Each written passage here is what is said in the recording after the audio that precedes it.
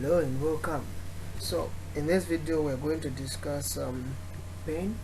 If you are new to this channel, please subscribe and click the like button and also the notification button so that whenever I post a video you are notified.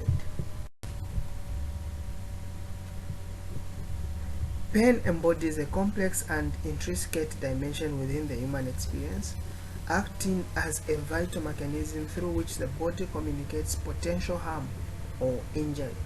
This phenomenon entails a sophisticated interplay of sensory and emotional elements, and these elements they are integrated into the framework of our nervous system.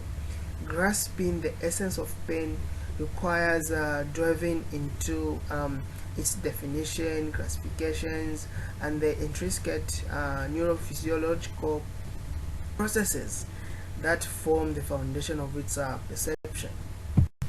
So, pain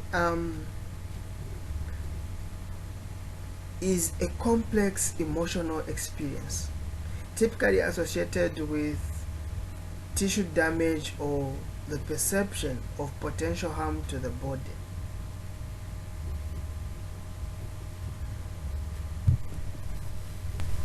The classifications of pain or the types of pain. So pain can be categorized in various ways based on its characteristics, duration, and underlying causes.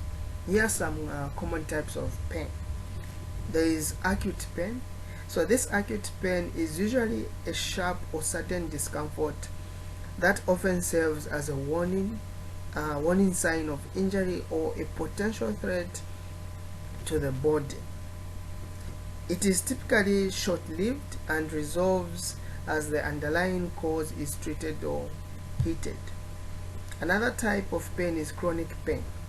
So chronic pain persists over an extended period, often lasting for months or even years. It may be constant or intermittent.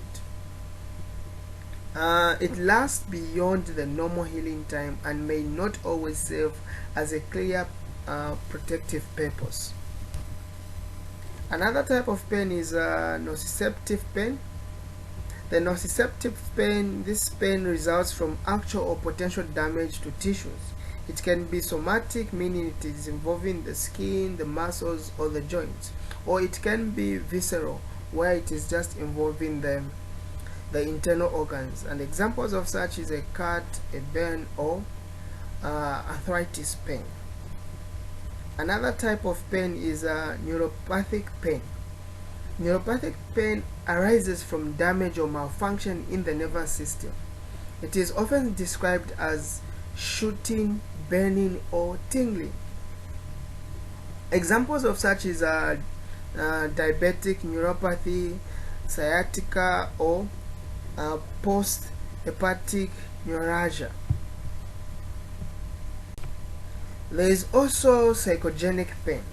Psychogenic pain is linked to psychological factors such as stress, anxiety, or depression. The pain is real, but its origins are not solely physical.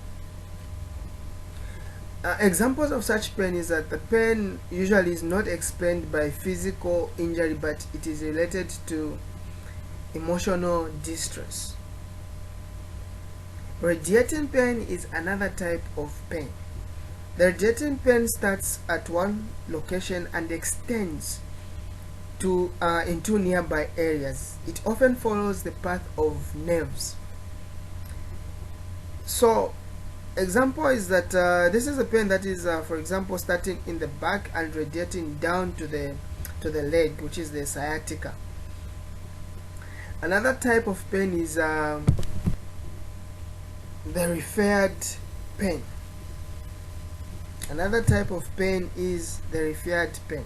So the referred pain is felt in an area away from the actual source of the problem, and it occurs because pain signals from different parts of the body can converge on the same nerve pathways.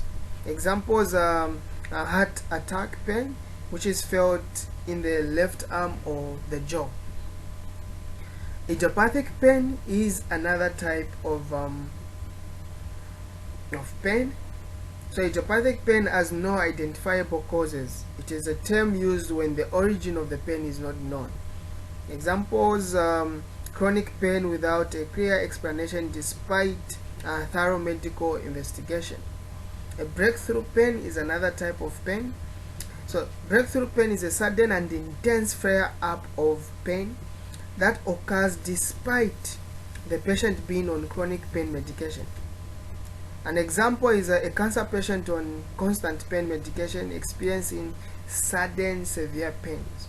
So understanding the type of pain someone is experiencing is crucial to effective management and treatment.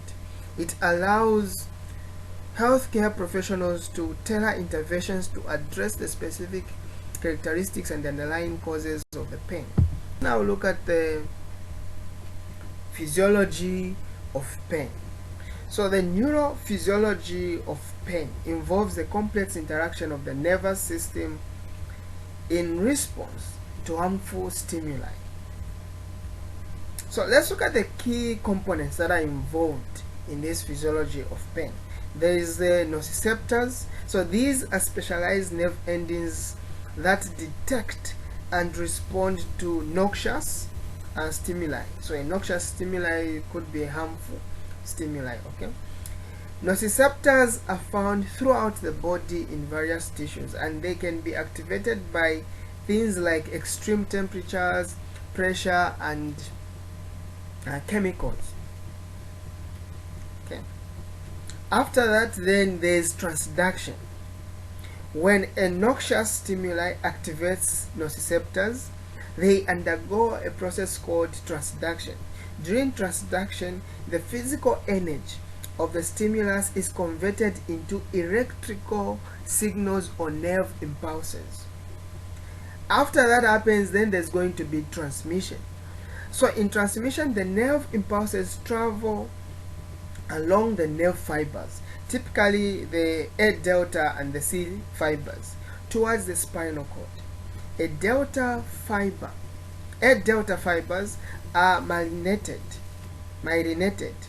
and they conduct signals more rapidly, while the C fibers are unmyelinated and they transmit signals more slowly. After the transmission, there's going to be spinal cord processing. The nerve impulses, they reach the dorsal horn of the spinal cord, where the processing of pain signals begins. At this point, the neurotransmitters are released, facilitating the transmission of pain signals to ascending pathways that lead to the brain. When that happens, there's going to be ascending pathways. The processed pain signals travel up the spinal cord through the various ascending pathways to reach different regions of the brain, including the thalamus and the somatosensory cortex. The thalamus acts as a relay station, directing signals to the appropriate areas for further processing. Then there's going to be brain processing. The somatosensory cortex interprets the sensory aspect of pain, such as its location and intensity. The limbic system involved in emotions and other brain regions contribute to emotional and affective aspects of pain. When that happens, then there's going to be perception. The brain integrates the sensory and emotional information to create the conscious experience of pain. This is where pain becomes a subjective and individualized experience. After perception takes place, there's going to be descending modulation. So the brain also sends signals back down the spinal cord through descending pathways that can either enhance or inhibit the transmission of pain signals. This modulation can influence the intensity of the pain experience.